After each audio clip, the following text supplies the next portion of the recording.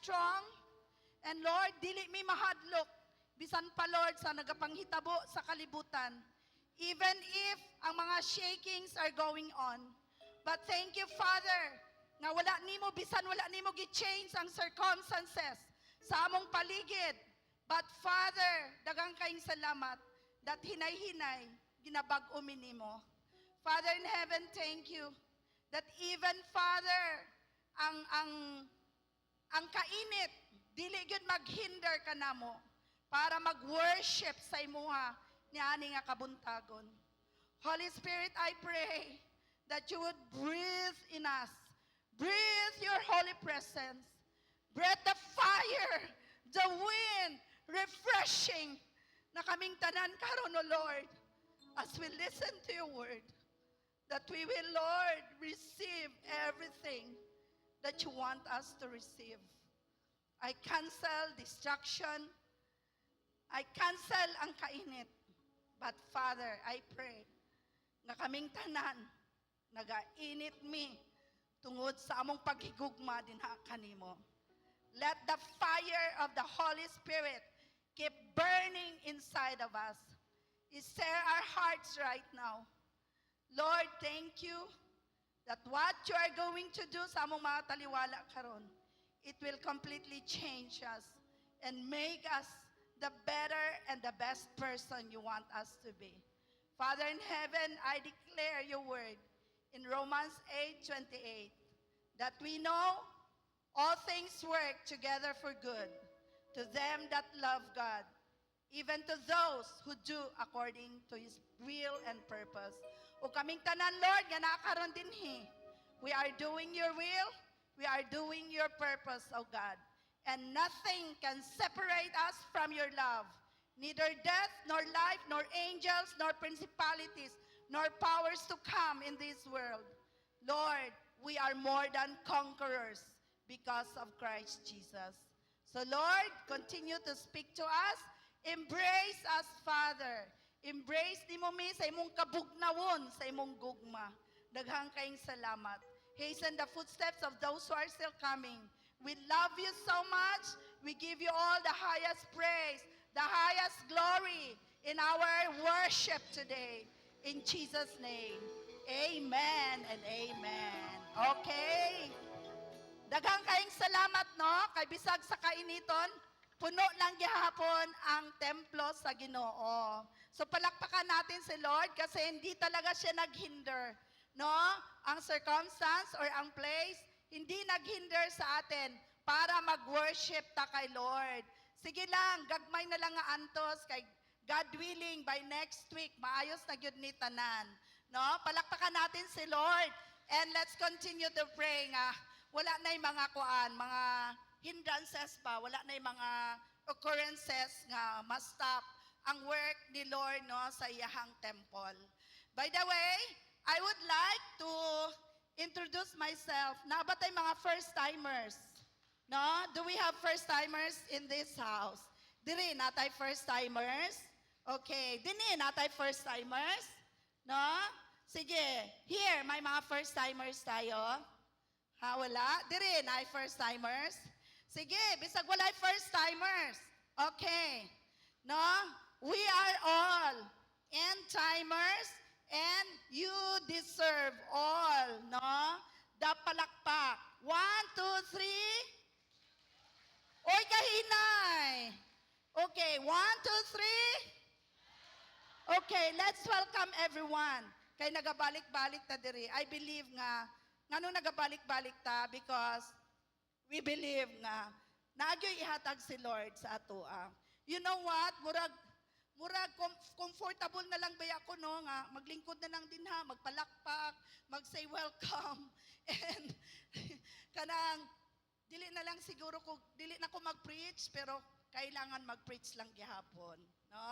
Pero ganahan na gyud lang unta ko magpalakpak diri sa atubangan.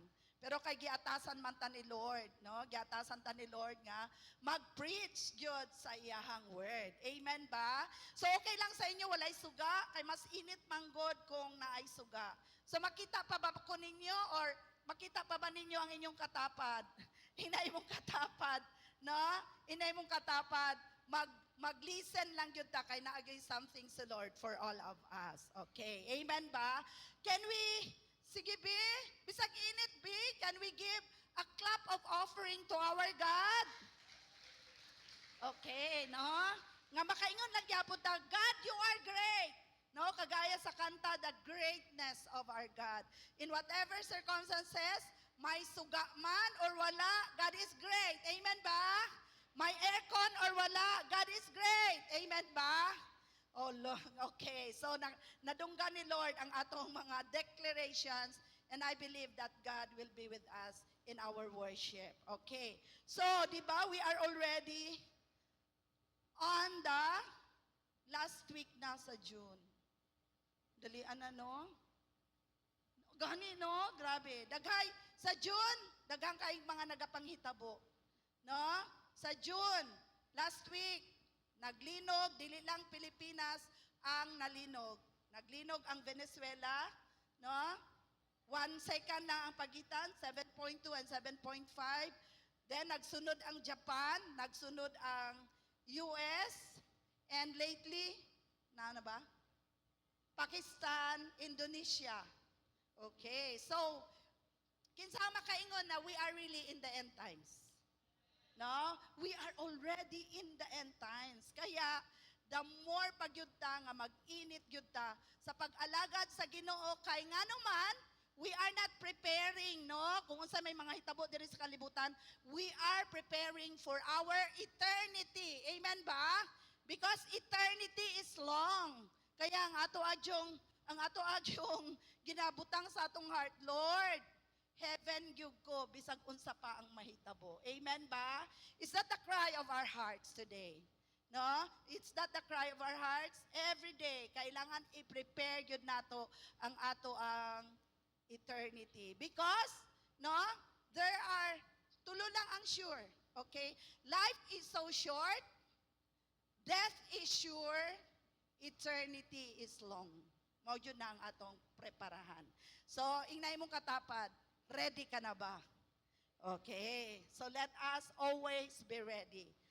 Karon, no, as a review lang, first Sunday, ang word ni Lord is, no, defined as a father. Okay, kinsa ang mga father diri na mas nagiging compassionate na mo, no, kung na may mga bully, wala na ba yung mga bully na mga tatay? No, kay usahay, masuko ta nga ibuli ang atong mga anak sa mga uban, no, sa uban. Pero kinsa ang mag-protect sa imong anak kung ikaw mismo magbuli sa imong anak? Tama ba? So let's be a father na compassionate gyud, maluluy-on gyud ta. Dili bully, kun dili pod authoritarian. Pero no, naga-guide lang, naga-support sa mga kabataan. Second Sunday, unsa gani ang word last second Sunday, we are defined by speech and conduct. Okay? Ug ang grabe gyud nga gi-speak ni Lord sa ako, mo ni ang akong take up. The best sermon we will ever preach is the authentic life we live. No, mao na. You don't have to say bisag memorize pa nimo ang tibuok nga Bible kung dili makita sa atong kinabuhi. Okay? Ang life nato speaks much sa ato ang mga unsa kauban ug even sa mga people around. Amen ba? And last Sunday, very fresh pa gyud. No, sa ang word last Sunday, defined by faithfulness. O there are, ang points is CPA, chicken pork adobo. Kisa nabusog last Sunday, no?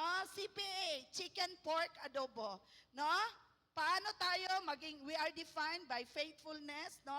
Number 1, atong commitment. Kumusta ang atong commitment, no?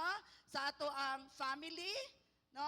Sa ato ang Ginoo, sa ato ang everything nga daily commitment nato para makahimaya kay Lord. Kumusta atong preparedness, no?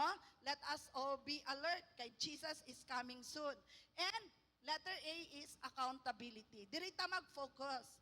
No, kitang tanan, everyone, by the way, I enjoy being here. No, kay makita ta mo, I am so near. Near kaayo ko sa inyo, ha. Mas ganan, diri na lang ta mag-preach every Sunday. Okay. accountability, no? Titang tanan, whether pastor ka, whether leader ka, whether nanay ka, whether father ka, whether, no, estudyante ka, kitang tanan, we are all accountable. Sa unsa? Sa time nato, unsa pa? Sa ato ang challenge, sa ato ang treasure, sa atong trials, and sa mga testimonies natin. Kumusta ang time natin, kapatid? No? Kumusta? Di ba? Kung sa work, dili gyud ta gusto malate. Sa church, kumusta ang atong time? Are we on time? No? We are all accountable. Even sa mga talents nato, I pray nga mga talents nato dili ma-hijack sa kalibutan. Ang talent nato gamiton nato para kay Lord. Amen po ba? So palakpakan natin si Lord. Ug ingay mong katapat, good job. You arrive on time. Okay. And this Sunday, we will be talking about another define or redefine. Muna atong istoryahan karon, no? Ang title this Sunday, ang word ni Lord is success redefine. Okay? Nganong kailangan man ma-redefine? Okay? Because mao ni siya. Can we all stand and let's read. Okay, and let's declare the word of God this morning. Come on, everybody say, keep this book of the law always on your lips. Meditate on it day and night, so that you may be careful to do everything written in it. Then you will be prosperous and successful. Palakpakan natin si Lord. Okay, pwede na tayo maglingkod. Ang tanong, kinsa diri gusto nimo maging prosperous ka and successful? Okay? Kitang tanan jud gusto nato maging prosperous o maging successful. Okay, no? So, ang world nato, ang world karon, and I believe every one of us is aware, no? Nga ang world measures yun, gina-measure ang success. Unsa? Paano i-measure ang success? Dili nimo makita nga successful daw ka if you have the wealth, nakaka sa posisyon, okay? Very popular ka, or daghan kay kag mga achievements, or you are promoted, mga promotions that you are been looking for, longing for, no? And unsa pa, recognition. That's how the standard of the world says or define what is success. Pero karon, no? Kaya gani success redefined. Kay we will not base on our success on what the world says, but we will define, kaya i-redefine nato on success nato what the Word of God says. Amen ba? So God's definition of success is very, very different sa success sa definition sa world. Okay, no? Mo gani nang ang world mag-ingon. Nagaingon ang world, success is relative daw. Relative, depende sa imuha. Kung asa nimo ginakuha, hugot ang imong success. Kaya, the more success you have, the more relatives. Na? Wow, na-gets nila. Ingna, dili ta. Dili ikaw na. No? So, no? Ulitin ko. Sabi ng world, ang success daw is relative. So, the more successful you are, the more relatives you will have. No? Pero dili na mao ang definition sa word ni Lord. That's why, no? Si Joshua was about to lead Israel into the promised land. Asa ni gihatag ni God kay Joshua? Because Joshua, the son of Nun, no, is going to lead. Siya na ang nag-take over sa leadership ni Moses because Moses was already dead. And mabalaan dyan nato that Joshua was very fearful at this time. Imagineon gud nimo nga dili lang, no, i-lead ni Joshua ang 100 people, but millions of people. That's why hatagan gyud siya og word ni Lord, no? Nga kanagong ayaw kahadlok, no? Kay nga naman, Joshua knows, kabalo gyud si Joshua, nga muatubang siya mga dagko kaayo na mga challenges. Murag kita karon, unsa ang atong ginaatubang? Shakings didto, shakings dinhi. Okay? Kinsang nahadlok, ayaw itaas sa imong kamot. Kay I have word for you this morning. Okay? No? So, even if Joshua, no, kabalo gyud siya, real talk tayo dito. Hindi tayo naga-whitewash. No? Yet God did not begin. Kabalo siya hadlok si Joshua, pero wala gyud gisulti sa Ginoo ang military strategy or leadership skill. Okay? No? Ang Bible today, no? That's why the Bible today will redefine success based on what the Word of God says. Wala tayong ibang pamantayan ng success, kundi kung ano ang sinasabi ng salita ng Panginoon.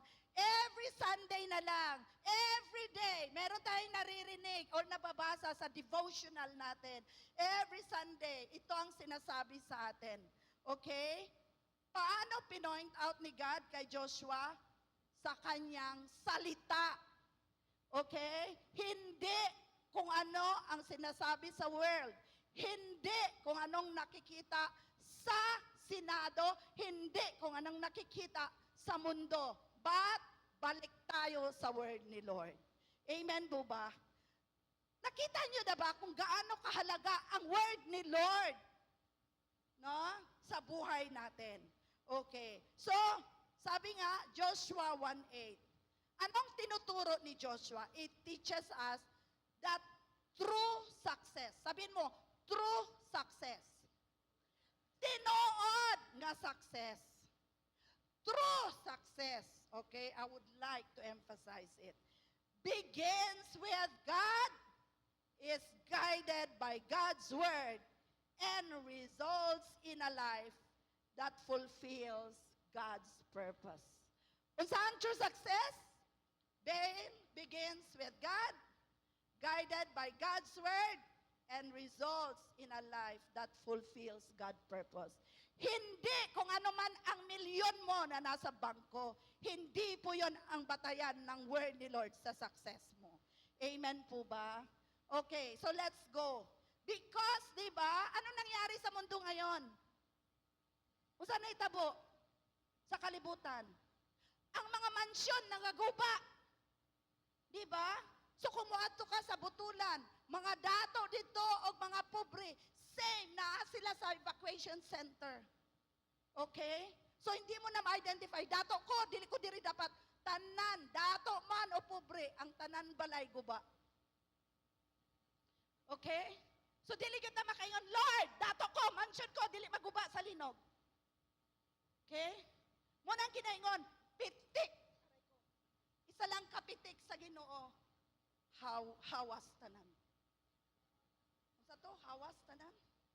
Hawas tanan. Hawas. No? Hawas tanan.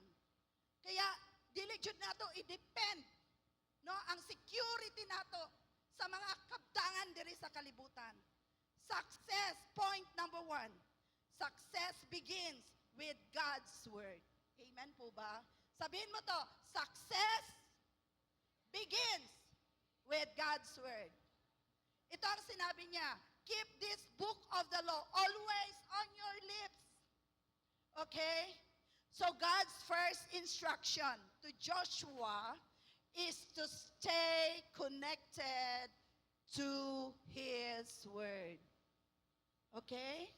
Ano daw?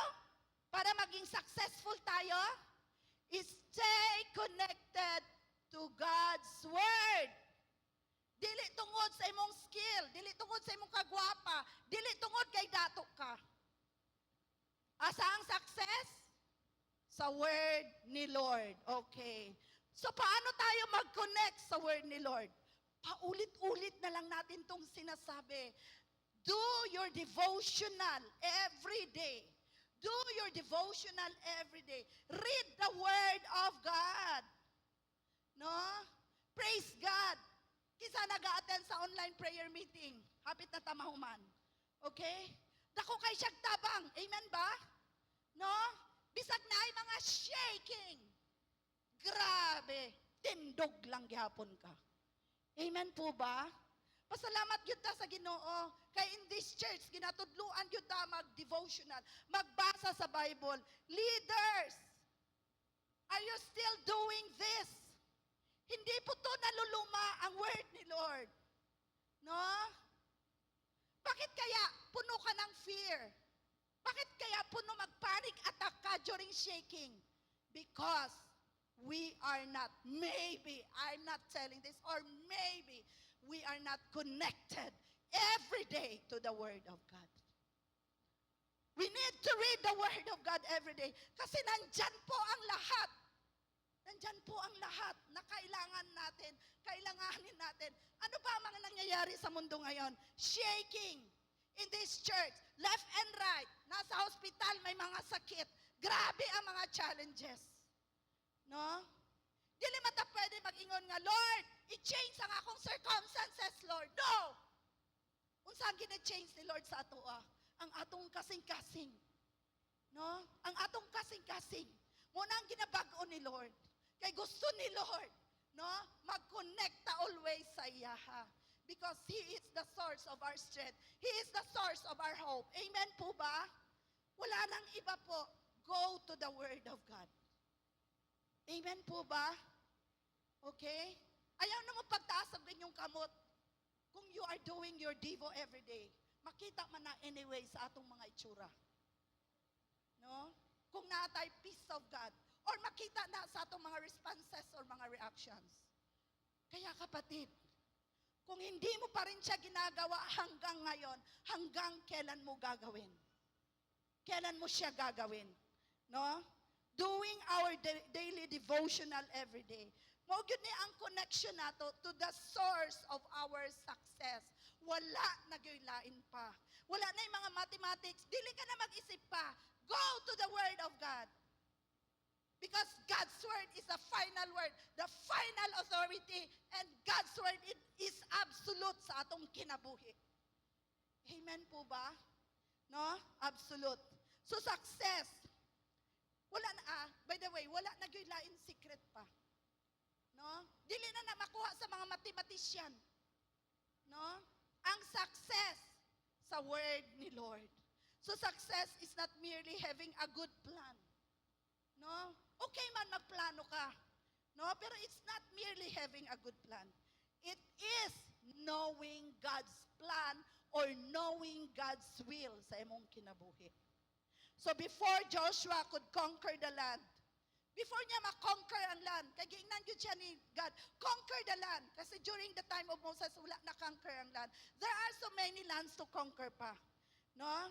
He had to be conquered first by God's truth. So, unsa ang God's truth? Unsa ang God's truth? Ang ginaingon ba sa world? Or ang ginaingon sa word ni Lord? No? Ang God's truth is what the Word of God says. Okay, so my illustration ta dire. No, a train is powerful only, no? But it can only reach its destination when it remains on the track. Di ba? Kung naa siya sa, asa ng track? Naa siya sa release. Okay, powerful siya. So makaabot siya sa, pero kung madiskarel siya sa yang release, makaabot ba siya sa yang destination? So murag kita pod mga igsoon, kita nga naay relationship kay Lord. God's word is the track that keeps our lives moving in the right direction. Wala na po'y lain. Bisag magtanaw ka pa the whole day og social media, mga reels. Wala gyud mahimo sa imuha ni. Kundi paano ta para mo balik ta, no, sa right track and right direction. God's word alone, wala na pong iba pa. No? So, di ba? Ulit-ulit nyo nang narinig to. Ano ba ang meaning ng Bible? Basic, sige, basahin natin. Basic instruction before leaving earth. Kitang tanan mangyud, mag-live mangyud sa earth. No? Kitang tanan. Wala mangyud magbilin diri sa kalibutan forever. kitang tanan mag-live man gyud sa earth. Kaya ready yourself. Ang Bible is our basic instruction. Okay? Para hindi ka mapunta sa kadiliman at hindi ka mapapariwara. And even ang mga decision makings natin, hindi tayo maging palpak. Amen po ba? Di ba? We've been living this before. We're doing it on our own. Kumusta naman, kapatid? May nangyari ba sa buhay mo? Sa own decision mo? Sa feeling mo lang? Kaya sabihin mo yung katabi mo, huwag kang feelingon. No?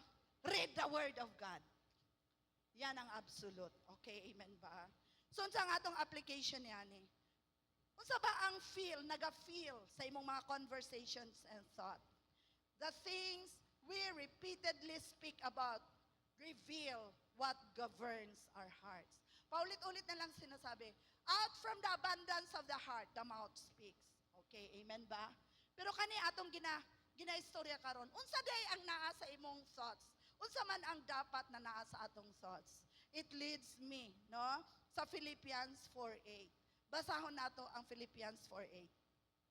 And now, dear brothers and sisters, one final thing.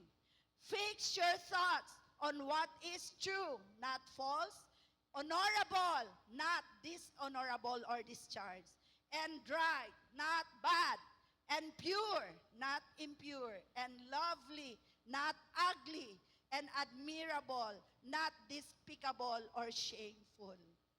Think about things that are excellent and worthy of praise. Ano daw ang dapat? No? Ano ba ang dapat na i-fix natin sa thoughts natin?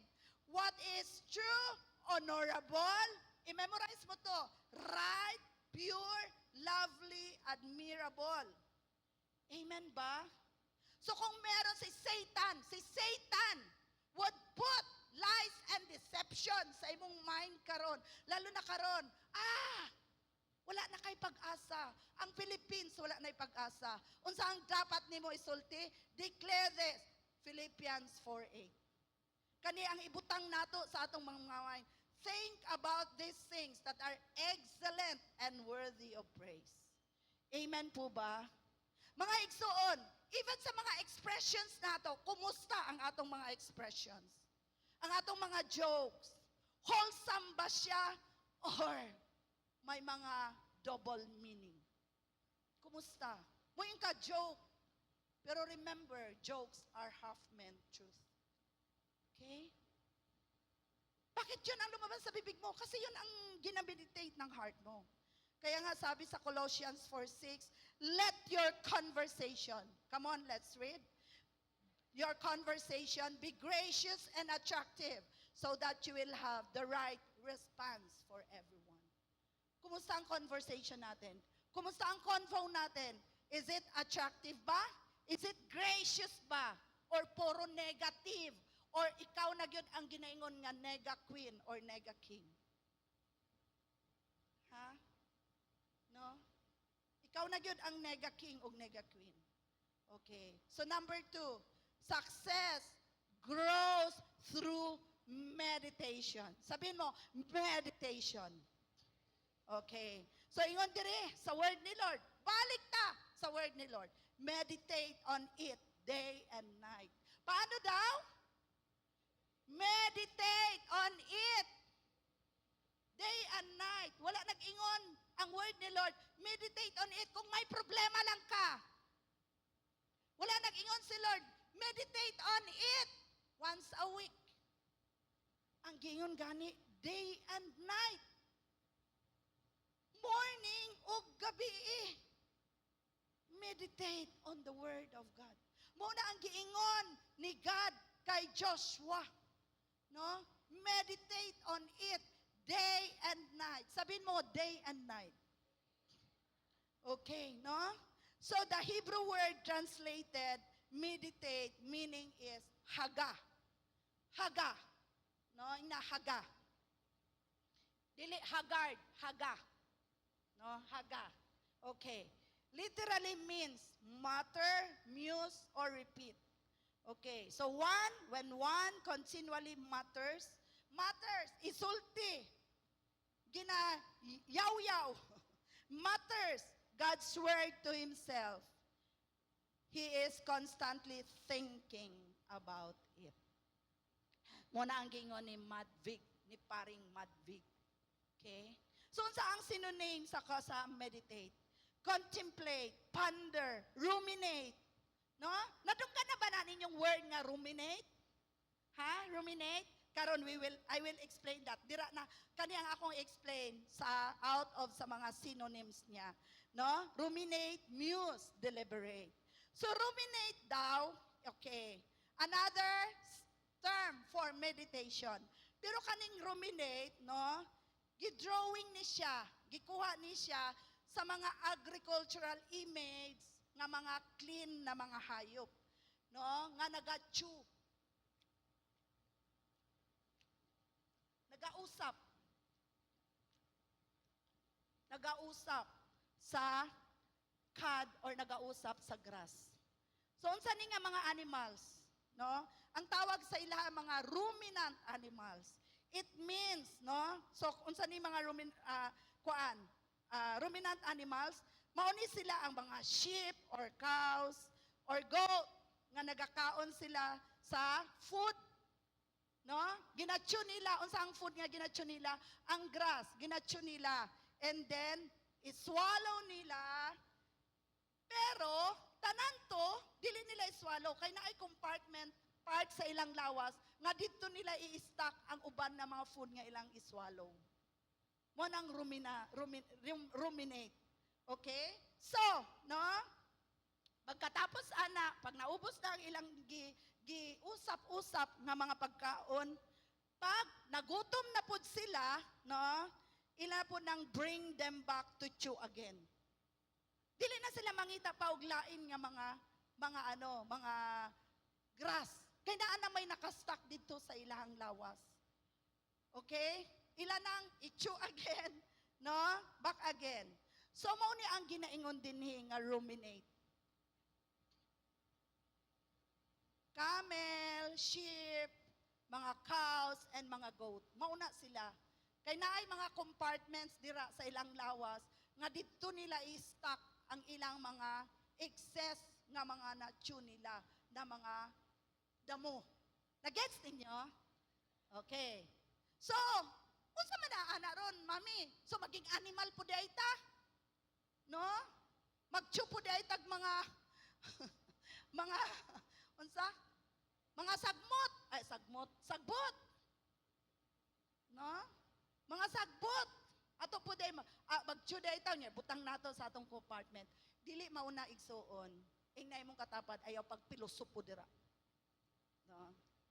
Unsa ang but pasabot ani ni Lord? Okay, unsa ang but pasabot ani? It means, no, taking God's word repeatedly. Balik-balik. Unsay nagabalik-balik sa imong mind? Chewing on it and extracting spiritual nourishment. So every time mag-read ta sa word ni Lord, kinsa ang mabusog? Ang imong kalag. Ang imong kalag. So paano nimo nga mabalaan nga busog ang imong kalag? Bisag na aftershock, di ka magpanik. Kisa gapanik dire. Praise God, wala na gapanik. Palakpakan natin si Lord. Bakit? Kasi may baon-baon ka na word ni Lord. So every time mag-shaking, ano ang unang lumalabas sa bibig mo? Oh, in Jesus' name. No? Lately lang, recently, itong nag-shake na po og 5.6. Unsang ni gawas sa imo baba? Uy! Gawas mo! Unsang una ni gawas sa imo baba? Jesus' name. No? Sabi nga ni Sean, bata, tong naglinog tong June 8, ang iyang prayer, Lord, remember your love to us. Asa man na nadunggan sa bata? Kay mo na ang prayer sa iyang mama. Kung unsa man ang imong prayer, sundugon ka sa imong anak. Amen ba? Muna din ha. Kay naman kay word nga pinanghawakan, na kay baon always. Okay? No? So, okay, no?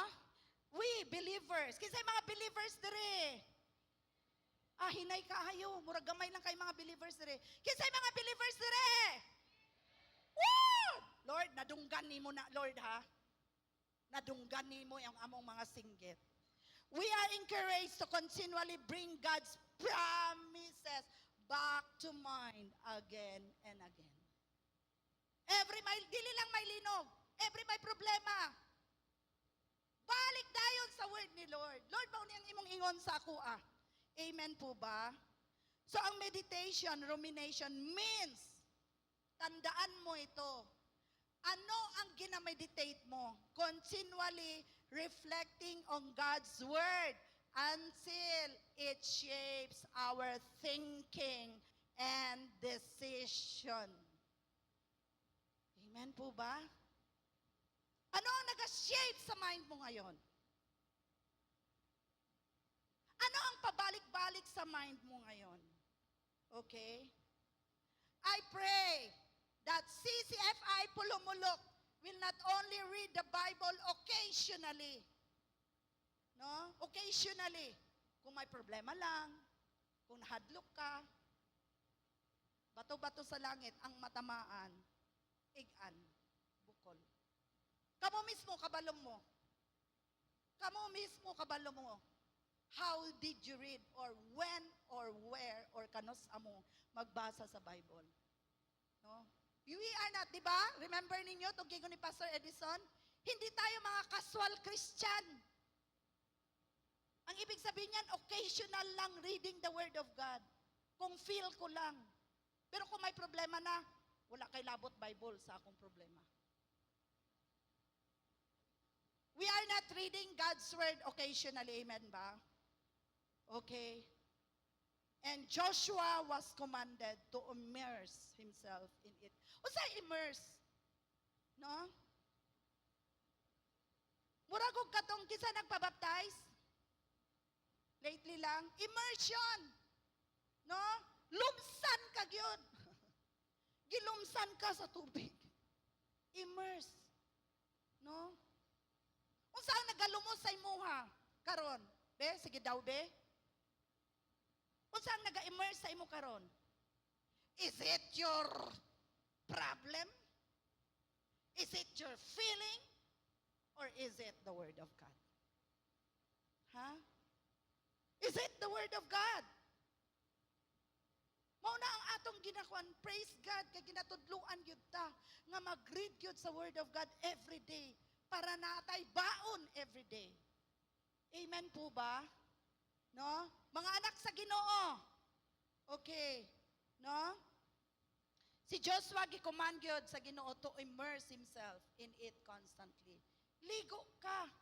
Okay. So, gusto na ako i-differentiate nato ang healthy versus unhealthy rumination. So, naay healthy o naay unhealthy.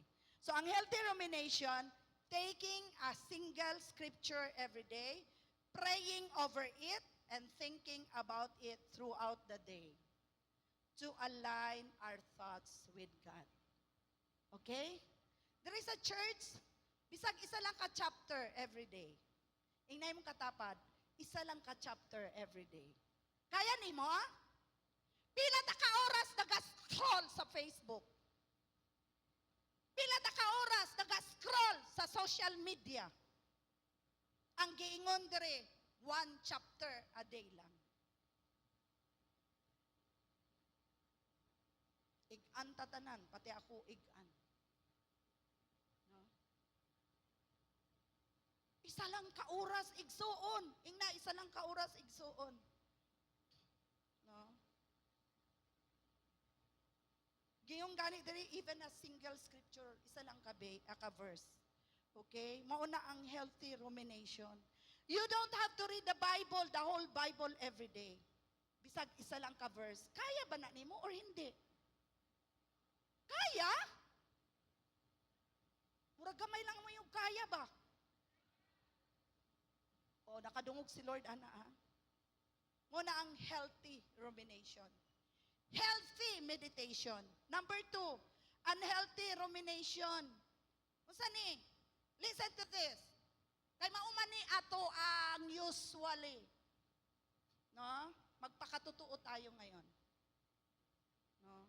Real talk ito. Ano ba usually ang sa mind natin? Okay. Unhealthy rumination. Anxiously, sige, basahin nato. Anxiously circling a problem in your own strength without trusting God with the outcome. So, sa example, ana, unhealthy rumination. Obsessively replaying negative thoughts instead of replaying mga positive thoughts. Instead of replaying sa word ni Lord. So, unsa ang obsessively? Kabalo mo ng obsessive-compulsive? No? Obsessive-compulsive. Hugaw. Grabe ka, usi. Obsessive-compulsive. Mayon tag kung ang atong i-obsessive-compulsive, word ni Lord. Pero unsa man atong gina-obsessive-compulsive? No? Replaying negative thoughts, worries, or past hurts.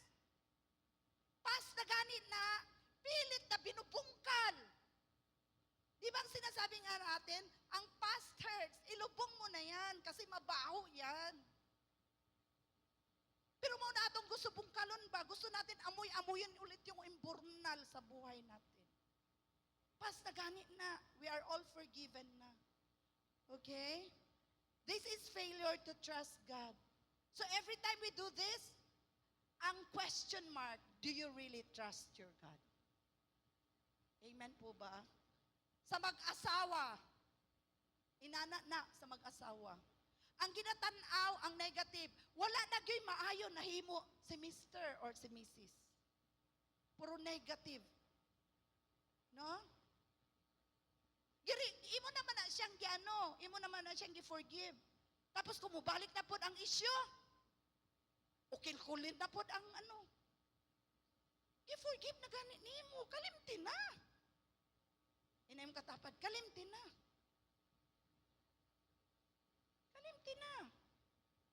No? Okay lang na sa magbagong aminyo, kay honeymoon everyday man ang bagong aminyo. Amen ba? Let's welcome pala the newest couple in town. Si Mimi o si Aljo. Grabe pa na kay sila, sweet pa kay na sila, mura na sila alamigas. No? Okay. No? Pero kani, ang question sa mga dugay na nag-asawa, no? Dwelling endlessly on the what ifs or replaying negative scenarios that disrupts our peace and fails to cast all our cares to God, on God. No? O ganina akong ginakuan ba nga? Di ba ka ng overthinking? What if ang imong i-overthinking katong goodness ni God? Ay itong mga negative. Di ba? So i-meditate nimo, Lord, you are good. You are awesome. You are amazing, Lord. Amen po ba? Kasi kadalasan pag overthinking, mga negative. Muna nga itong ginakuan always. Munang mawindang yudayon ta. No? So ingay mo katapad, stop overthinking. Kasi kung magsige kag overthinking, makita gyud na sa imong nawong, pati imong nawong overthinking pud na. Why kalipay gyud? Kita nimo, wa gyud kalipay. So sabihan mo yung katabi mo, hindi tayo yan.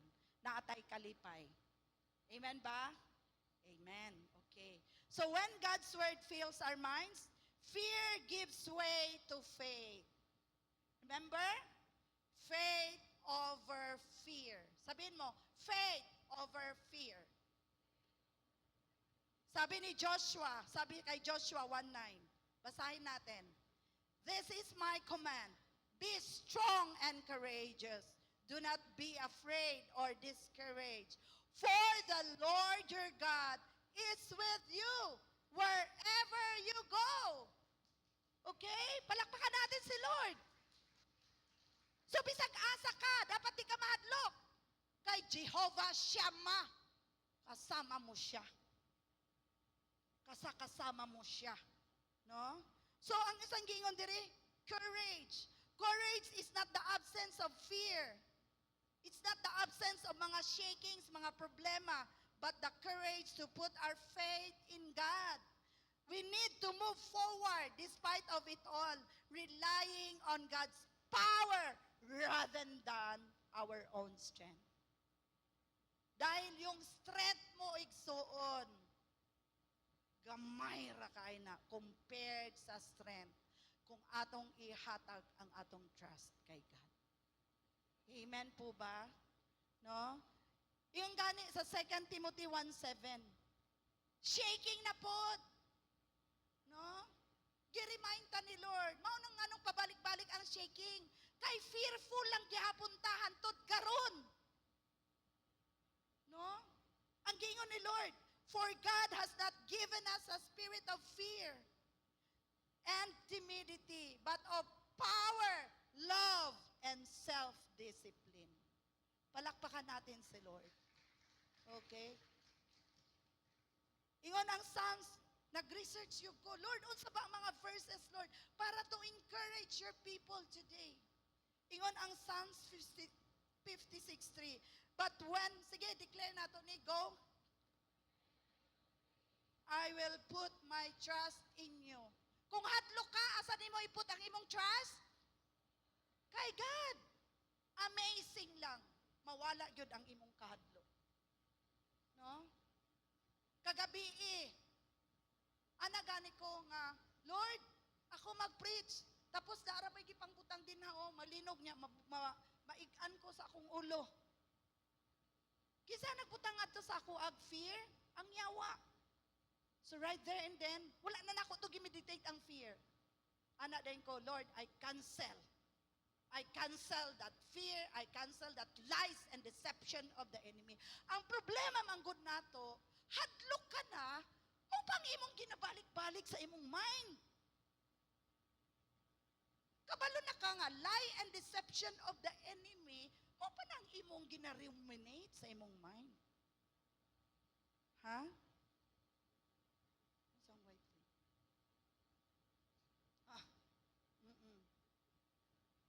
Oo. Na daw nakita nga white lady dira. Tapos, mahadlok na mo sa CR.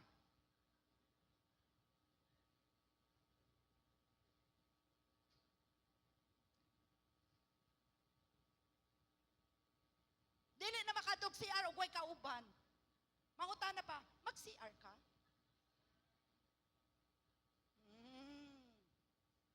Dili nagikan kay Lord, ha? Okay. No? Iyon na Isaiah 41:10. Sige, basahin natin. Don't be discouraged, for I am your God. I will strengthen you and help you. I will hold you up with my victorious hand. Okay. Kisa pangadlo karon. Kisa na makadog CR, siya lang isa. Nakoy kaila, kay talawitot po, lalaking dako. Kung kalibangon siya, kay di man siya makadto sa ilang CR, kay layo man, kabugangan man. Unsa yang ginahimo? Yang ginabutang iyang anak diri sa iyahang ulo. No? Gaingon lang jud nga wala jud siya Ginoo. No? Anak sa Ginoo, dili mahadlok. Amen ba? Kay natay Diyos. Number 2, confusion gives way to wisdom. Ingon ang Proverbs 9:10, the fear of the Lord is the beginning of wisdom. So kung ang wisdom gikan kay Lord, never ma-confuse ang anak sa Ginoo. Amen ba? Because confusion, dili gyud na gikan kay Lord. Unsa ang gusto ni Satan? I-confuse ka para mawala ka sa imuhang faith. Amen ba? So kung naay mga disciple or mayon nga, Mami, confused kay ko ba? Nya, sa may buhaton ron. Dili man nagikan kay Lord. Okay? Cancel confusion. Kay it will lead you to destruction if you are confused. Kung mauna ang ginameditate nimo sa imong mind. Okay? Number 3, discouragement gives way to hope. Paulit-ulit na lang yun ni. Kisay discourage. Praise God, walay discourage. No? Nako'y kabalaan nga nag-ingon, isa ka lalaki. Nangulitawo siya ba? Pus wala siya wala siya sagot sa babae. Ilocano man. Isa Ilocano dire.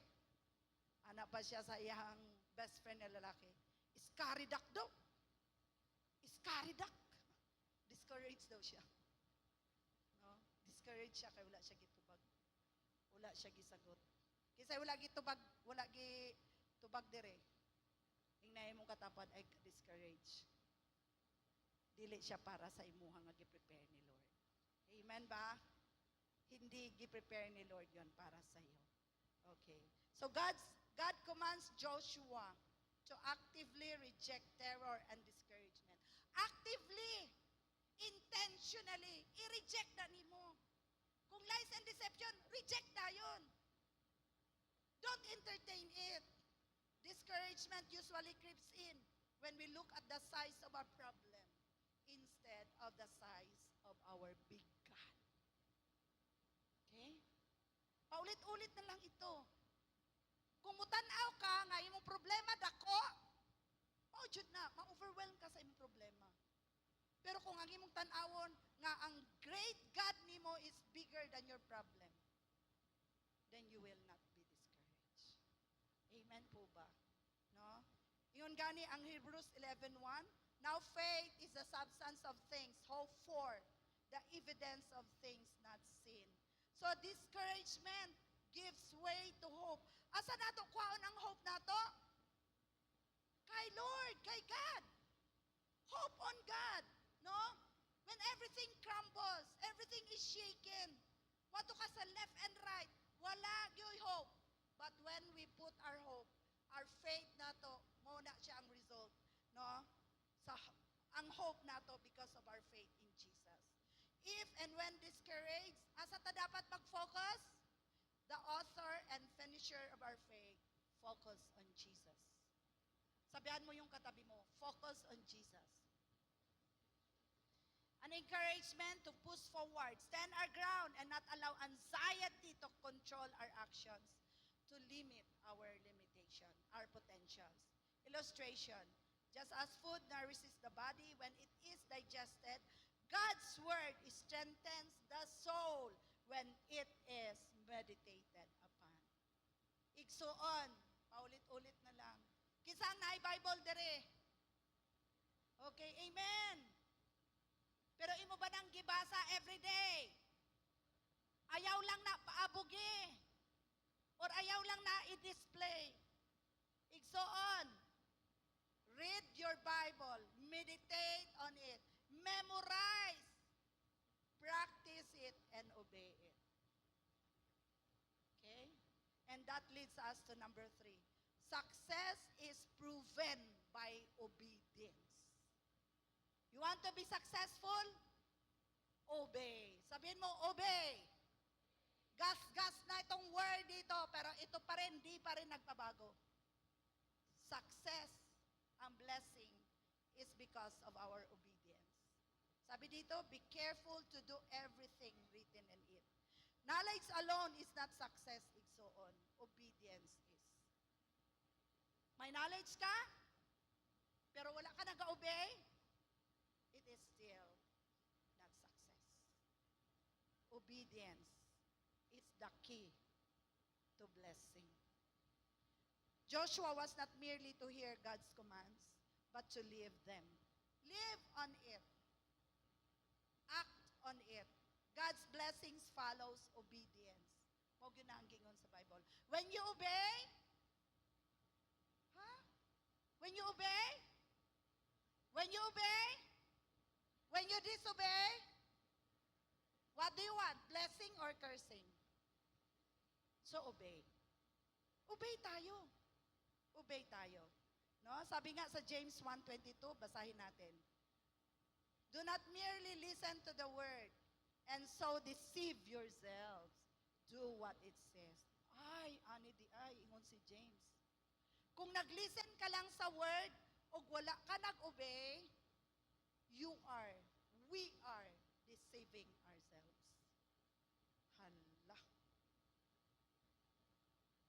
Kung puro head knowledge lang, walang obedience, kita day mismo, ginaloko nato ang atong kaugalingon. Amen ba? Amen ba? Amen? Hindi po ako nagsabi niyan, si Lord po. Okay. So ang application is, the question is not, what do I know? Unsa ba di ako nabalaan? Kahit alam mo pa ang buong Bible. Pero kung wala ka nag-obey, wala gihapon. Ang question is, what am I obeying? Because si Satan, kabalo po siya sa Bible. Nakabasa po siya sa Bible, di ba? Itong iyang gitempt si Satan sa disyerto. Yana siya, the Bible says. Okay. So what's the difference of Satan and us? Si Satan knows the Bible, pero wala siya ga-obey. Kita, we read the Bible, but we obey. Amen ba? So will we obey na? Obey na ko. Lord, I will obey na. Para dili na ko i-deceive ang akong kaugalingon.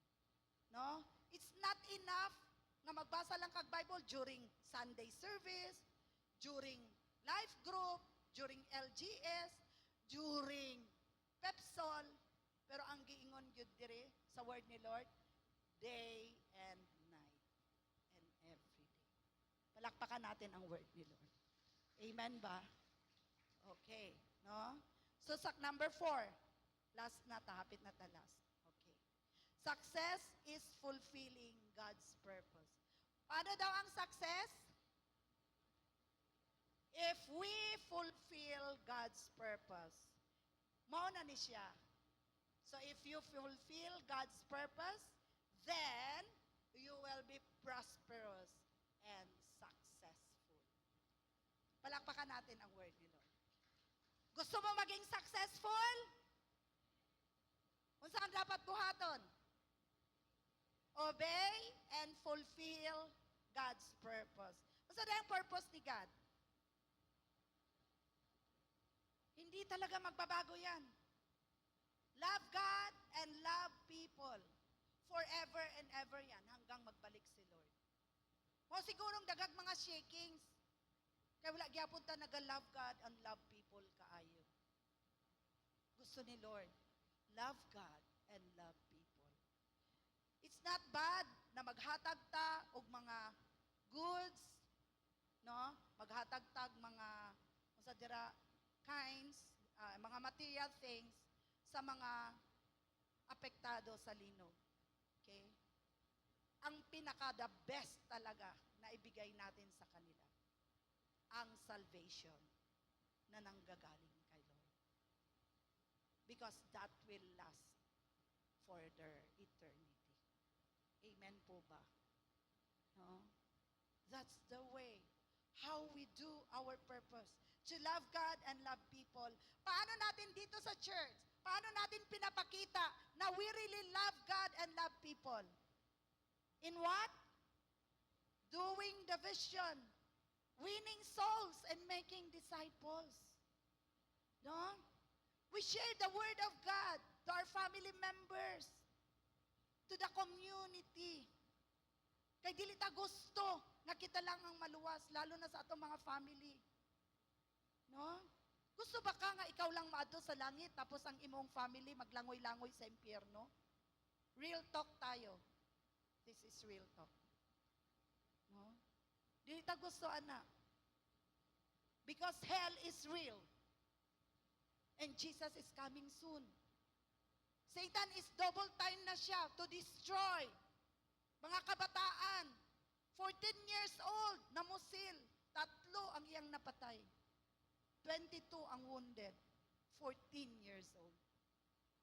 That's why in this church, we continue to win souls and make disciples sa mga schools, doing the circle of friends. Because gusto nato nga ang next generation, they will be saved. Because Satan, pabata na ng pabata ang kanyang pag-destroy. Imagine ka, 14 years old. Kisay mga 14 years old dire. Ha? Walay 14 years old? No? Praise God. No? That's why in this church, we are really religiously going sa mga schools to share the gospel. Di ba nakita ninyo karon sa social media? Kailangan ibalik ang Bible sa schools. Praise God, we are doing it. Amen ba? Palakpakan natin si Lord. We are doing it. No? We are winning souls and making disciples. So mga teachers, kisay mga teachers dire. No? You are not just there to teach. Teachers, you are there. First of all, you are a disciple. Happen to be a teacher. Share the word of God. Kaya that is your accountability, mga igsuon. Classroom. That is your place of unsa na imuhang marketplace. Ayaw paghilom-hilom. Ayaw paghilom-hilom. No? Usahay, dali lang kay ta mga suko. Pero pag mag-share na sa word ni Lord, takom kay tong bakbak. Ay magsuko sa kuha. We need to do it. Nay mo ingon, Mami Jane, wa man ko'y kwarta. I promise si Lord, if there is a vision, there is provision. I-provide yun na ni Lord ang imong needs. Because His word is true. Amen po ba? Amen. Okay. Biblical success is not simply accumulating possession. Remember this. It is accomplishing God's purpose for your life. Joshua's success was not measured by personal fame. It's not personal fame. It's not kasikatan, but by faithfully, defined by faithfulness. We should be faithfully leading God's people according to God's will. Amen po ba? Okay? So likewise, success is knowing God. Sige, basahin natin. Go. Success is knowing God, walking with God, serving God, finishing the work God has given us. So as David's life shows, sa Acts 13:36, for when David had served God's purpose in his generation, he fell asleep. Tanan man gyud ta mamatay. Pero ang question is, did you fulfill your purpose in your generation? Amen ba? Okay? So David was successful because he fulfilled God's purpose. That's true success. When you fulfill God's purpose. When we fulfill God's purpose. I pray yun nga kaning nga word nag-sink in yun sa atong mga kasing-kasing o sa atong mga alimpatakan. Nga dili ta magawas diri pag sulod sa word ni Lord, gawas pod sa pikas dalunggan.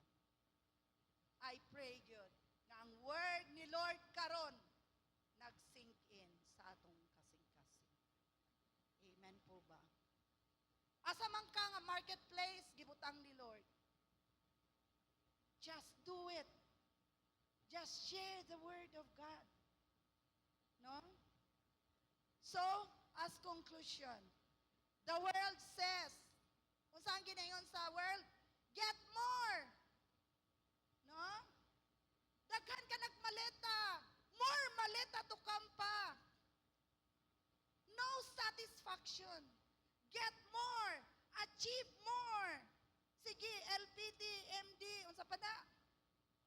ni Pastora Jen, taas kaayo ang ano, no? LPT, PhD, MD, RIP. Achieve more, become more. Walay satisfaction. Ingon gani, bisag makuha pa nimo ang tibuok nga dire sa kalibutan kung ang imong soul naman mag-suffer. Nothing. It's nothing. Ingon si King Solomon, it's all chasing the wind. It's all meaningless. It's all meaningless. Okay? So God says, unsang giingon ni God? Know my word. Meditate on my word. Obey my word. Fulfill my purpose. Okay? So kinsa na ang magbasa sa word ni Lord starting today? Ha? That is between you and God. So ang success redefined, a person may have wealth and still fail in God's eyes. You may be the billionaire, trillionaire, ikaw ang pinakadaghan nga kwarta karon diri sa kalibutan. Pero kung wala nimo gidu ang purpose ni Lord sa mata sa Ginoo, we are still a failure. Okay? But a person who knows God, walks in obedience, and fulfills God's calling is truly successful. Palakpakan natin si Lord. So ang challenge nato karon, pag-uli nato sa balay. Am I anchored in God's word? Check. Am I meditating on God's truth daily? Check. Am I obeying what God says? Check. Am I fulfilling God's purpose for my generation? Check. True success is not measured by what we gain. Okay? Kaya ang yaman, ang mansyon, maguba ra na. Isa lang kapitik na sa Ginoo. No? But by how faithfully we walk with God and accomplish His will. Palakpakan natin si Lord. So mga anak sa Ginoo, unsa ang dapat i-meditate nato every day? Ang word ni Lord. So kinsa na excited na magbasa na sa word ni Lord every day? Every day. The word of God is not boring. The word of God is very exciting. That will give medicine or that will aid every need na kailangan nimo karon. Lalo na sa panahon karon. Kailangan nato ang word ni Lord. It's not what the world can give us, but it's what by doing God's purpose and God's will sa atong kinabuhi. Can we all pray? Oh God, I pray that your word will not fall to the ground. I declare that your word is now planted sa bawat puso na nakadungog sa imong pulong karon. As your word says, that your word will not fall to the ground, but it will always accomplish its purpose into every obedient heart. And I declare that your word will produce much fruit of righteousness, much fruit of holiness, Lord, and it will produce into 100-folds. Thank you, Jesus, that every time we read your word, obeying your will and obeying your purpose over our life. Mao gyud na, Lord, ang among i-meditate, and we will be successful. Our success is not what the world says, but our success is doing God's will sa among kinabuhi. Thank you, Father, for your word. It will make us alive, alert, awake, enthusiastic. And we are excited, Father, to do your will according to your purpose and according to your ways. In Jesus' name, amen and amen. Palakpakan natin ang word ni Lord. Okay. Meron po ba tayong mga first-timers? May first-timers ba tayo dito? Here. Meron bang mga first-timers? Okay. So, wala? Okay. Sige. So, palakpakan natin ulit si Lord. No? Let's continue meditating. Meditate. Ruminate God's word today. And tayo man ang i-bless ni Lord. So, good morning. Thank you. Wala na init? Wala ta na initan, no? Praise God. No? Nakalaho tayo ang tanan. Wala gyud nagawas. Glory to God.